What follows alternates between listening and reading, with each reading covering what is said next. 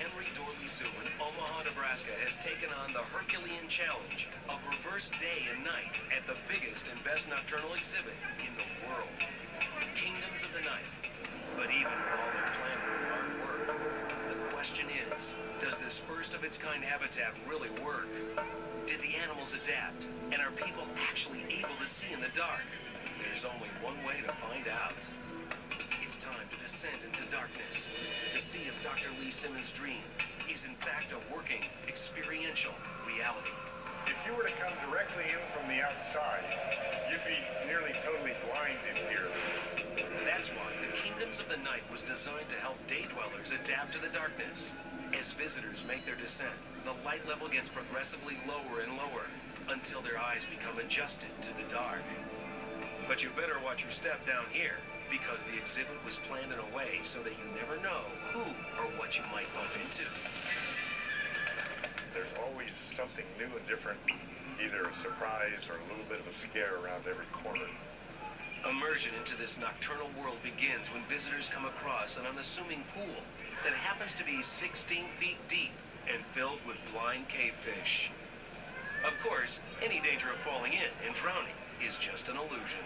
We've never had a single kid go in the pool or a single adult go in the pool, but even if they do, 10 inches down, we have a 3-inch thick plexiglass window. So you can see the fish below, but you can't drown a kid in here. At the epicenter of the exhibit, high above your head, is a 70-foot-tall, 7-story cave carved into the artificial mountain above. Because no great nocturnal habitat would be complete without the most famous night flyer. And this is no exception. This towering citadel is the home of one of the world's largest and most diverse bat displays. We started with about 900. They've been reproducing like crazy. We could easily be approaching 2,000 bats now. One day, this population explosion may be a problem. But for now, space is not an issue because the Henry Dorley team carved out this realistic cavern with room to spare, providing natural perches for winged creatures that sleep upside down. To make this underground nocturnal exhibit even more realistic, the design team actually sped up the geological process.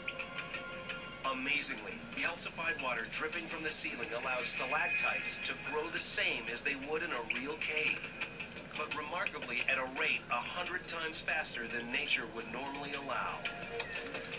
An unprecedented 8 species of bats from around the world hang from the caves, separated from the public by just a thin mesh net, giving the illusion of no barriers between visitors and bats. The sensation of being in a bat cave is really there. Most people have a real bad misconception of bats and that they're all bad and evil. But what they don't realize is, especially here in the Midwest and Omaha, Nebraska, the bats that we have around here, the little browns or brown bats, they take care of the vast majority of the mosquito problems that we have. They get fed on these 2 platforms, a 5-gallon bucket of food twice a day. In the bat cave, Dr. Simmons has added one feature not found in nature that benefits everyone. That's the circulating water used to keep the cave clean. The defecation and the guano falls in the water as opposed to sticking onto the nets or the rockwork. It makes for a cleaner exhibit, overall healthier for the bats and easier for the keepers to clean every day. One problem that became apparent during construction was the corrosive effect of the massive amount of water used in this first-of-its-kind exhibit. Because steel would rust in the humid air, the solution was that all the emergency doors and vents had to be made of fiberglass. No premier nocturnal exhibit would be complete without the jungles of South America.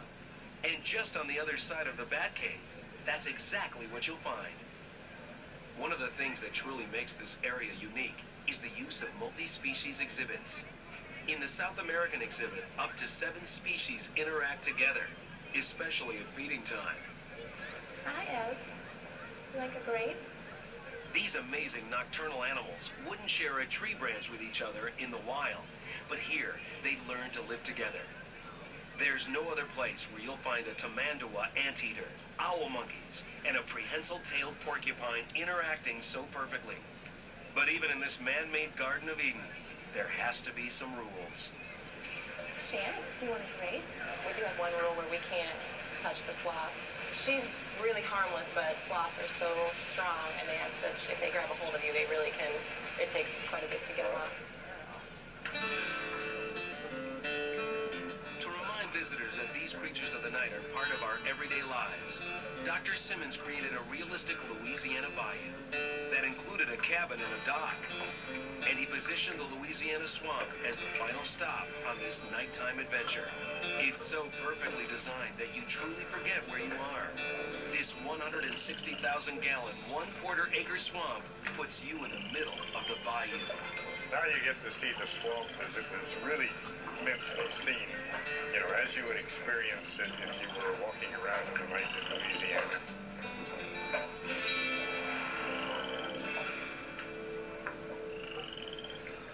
Kingdoms of the Night continues to face challenges. The interaction here between the gators and the raccoons is just not something you would ever see in a normal zoo exhibit. Don't be surprised if you come down and you see an alligator and a raccoon nose to nose with the raccoon bopping it on the head trying to get to the fish part. There's a learning curve for the zoo, both about the animal interactions and the exhibit's maintenance. The zookeepers know that a clear view of the animals is the key to success, so glass maintenance is essential. Of course, doing so around dangerous animals would have its challenges, so the zookeepers have developed a system for their own protection. It takes more than one keeper because of the alligators, and there are snapping turtles in there too, so somebody has to watch the other keeper's back while he's concentrating on the glass. It's a good habit to get into. Always take another keeper and you use the buddy system.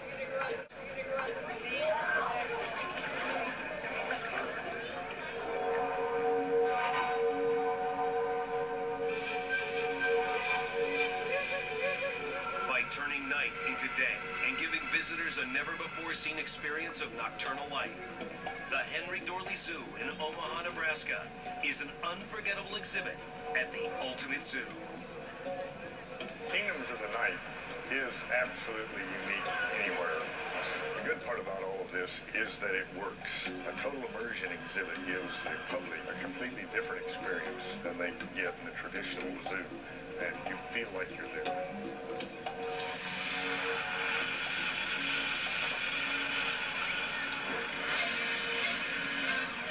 Coming up, politics and deadlines have this zoo scrambling to complete their giant panda exhibit. Next on Ultimate Zoo.